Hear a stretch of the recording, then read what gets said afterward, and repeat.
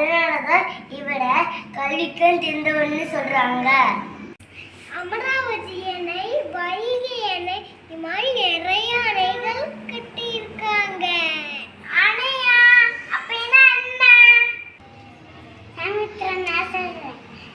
நான் வைகை டேம் போயிட்டு அங்க போய் போட்டிங் பண்ணி மீன் பிடிச்சாட்டு சந்தோஷமா இருந்தேன்.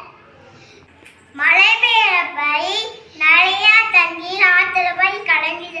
அந்த தண்ணியை தான் தடுத்து நிலைக்கு அணையா கட்டினாரு.